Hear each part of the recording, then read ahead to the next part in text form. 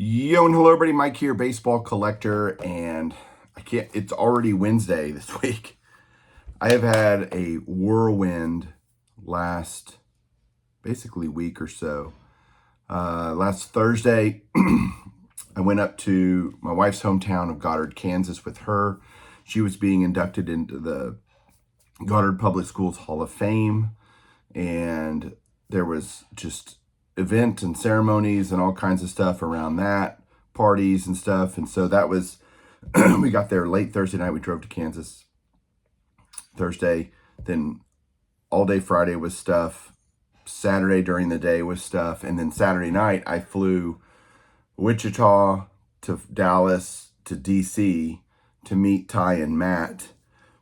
Ended up not meeting Ty and Matt. Instead, they were already in West Virginia for Chasing Cardboard stuff, was why we went there. And I'm like, I want to go to the Chantilly show. So I did a poor job explaining this during my Chantilly video, but that's how it all kind of happened pretty quick. So literally in the airport, I called Danny Black, who's Bolt Sports, and said, hey, I'm coming. Any way you can come get me at Reagan Airport? And he was so awesome and drove down from Chantilly to get me at Reagan, drove me all the way back, let me crash in his hotel room. We had a good time, got to meet his son, Connor, and he's just a great kid. So we had a fun time. Went to the Chantilly show, got to see a bunch of people, Chris Sewell, Bobbles, I saw Ziggy, I saw, I'm trying to think who else. A bunch of people came up and said hi. Thank you guys. That was awesome. And yeah, that cool show. Got some cool stuff. And then from there on Sunday, I was at the show Sunday after late afternoon, went to Collectible Kings shop, met Ty and Matt there. Danny took me all the way up there as well, which was great. And then we hightailed it over to West Virginia to Berkeley Springs to do this collection that we saw. And that started Sunday night. We started looking at stuff all day Monday, and then the morning on Tuesday, and then it's drive back to DC, whirlwind, and then got back last night at 10 o'clock last night from DC after flight delays and all that fun stuff. That's the fun part of it. But the collection itself was awesome. Can't wait for you guys to see it on Chasing Cardboard. It was pretty insane. I mean, it was one of those collections that I could have filled every hole in my 4-decade set right there. Could have done them all, literally. And a bunch of 300 great cards for set. I mean, it was one of those, whoa. And what we did is we set a limit for ourselves of what we could buy right there, just to keep ourselves calm, I guess. And Ty went way over. He went way over our budgets, which was great. He got a great card, several great cards, and I got a ton of stuff. I'm going to show you a lot of the stuff you've seen. I'm just going to kind of flip through them really quick because, yeah, they're awesome. I brought a bunch back with me that I'm going to be all of mine that you're going to see tonight are going to be submitted to PSA. I brought a big stack back that's going to go back in a bulk order with PSA. And yeah, I got some cool stuff. Let's just get right to it and there's something at the end that I bet none of you have ever seen because I'd never seen it and everybody I sent it to had never seen it. So hang on one second. All right, here we go. I'm going to keep that Ty Cobb sign check in the background. That's not mine. That's one that was in the collection.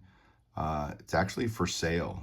So let me know if you're in the market for a Ty Cobb sign check, because I already have one. So it's that's like, oh, okay, whew, I already have it. I did that a lot this weekend, but here's the stuff I didn't have that I bought. I'm going to start. I'm just going to go through the cards first. 39 play ball Bill Dickey, and yes, he had a play ball DiMaggio and a play ball Williams. I didn't have any of these play balls in my collection, so I wanted one. So I got a Hall of Famer Bill Dickey. Now we're going to start. These are all holes for my 4-decade set stuff. 52 Bowman, we got Kiner, Schoendienst, DeRocher, Spawn, Slaughter. These were awesome. He had so many, all the 52 Topps. He had a whole set minus 4 cards, but he did have a mantle. So I got the Snyder, the Minoso rookie. That was one of the cards I really wanted. It's way off center, but just to have it, I just want it. I don't care what it grades. And this beautiful high number DeRocher. It's got a huge crease on it, but it's still a really just nice looking card. Some 53 Bowman black and white. I got Stengel and Bucky Harris, Hall of Famers. And I did buy the last card I needed for the 53 Bowman color set, which is the Gil Hodges. I love that picture. Some 53 Topps, Minoso, Schoendienst, Rizzuto, Minoso 54 Bowman, Hodges 54 Bowman. You can see a theme here. Hodges 55 Bowman, really sharp. And a Cal Hubbard, which is a card that's hard to find. It's a umpire. Cal Hubbard's actually the only guy that's inducted into both the baseball and the football Hall of Fames. So this is not going to grade well, but I just want it. He also had a few autographs, not a ton. So let me go through those. Bob Feller, 53 Topps. That's really cool. Dick Williams, 60 Topps. A Whitey Ford, 66 Topps. I didn't have any Whitey Ford player era autos, so picking that up was awesome. A 71 Tony Oliva and a 72 Harmon Killebrew. I did actually get, I got a couple more things to show that I got there, but I'll show these real quick. I got a TTM back from Andre Dawson. I had this 77 Topps lying around, so I sent that to him and got it back. I also got, I bought this on eBay, Joe West. I think he's going to be an umpire that gets a next umpire to get in the Hall of Fame. And so I only had one of his autographs, and these came out in 2022 Topps Archives. And $30-ish. I thought an on-card autograph of a future Hall of Famer. Yep, I'll do that because he doesn't have very many. All right, here's two things that I got, one of which is not abnormal. Let me show it this way. So this is a 1914 B18 blanket.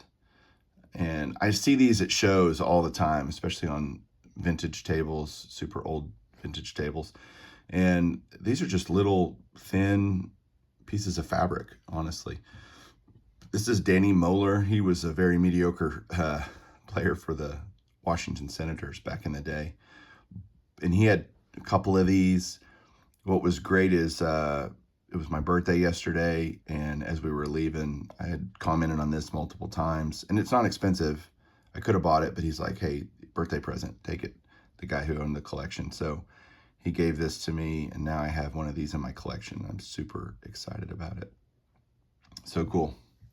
And then the last thing that I bought, and I don't know, we didn't know how to price this because we'd never seen one before. This is a Topps 1/2 certificate. And it says on here, this certificate redeemable for merchandise on the reverse side, subject to the following terms. And it goes through these things. And this is from, Topps. I don't know how these were issued. I don't know why they were. They are during World War II kind of things.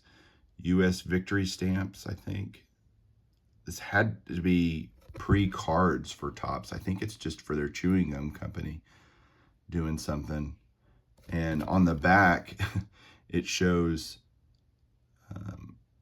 the different things you could get, a coffee maker or a shirt or,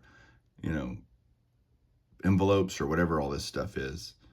And it says, despite very substantial increases in costs, Topps continues its policy of bringing you a superior quality chewing gum using natural flavors exclusively. So I thought, unique, weird, buy it. Like, that's kind of a good mantra if you're a collector of things. And it's not a card, there's no baseball player on it, but the Topps name, he actually had two different ones. He had this one and another one of these from the same era, probably a different year or different issue or something. But if anybody knows anything about this, let me know, because that's just too freaking cool. Love to hear what you think down below, and I will talk to you guys soon. Keep collecting.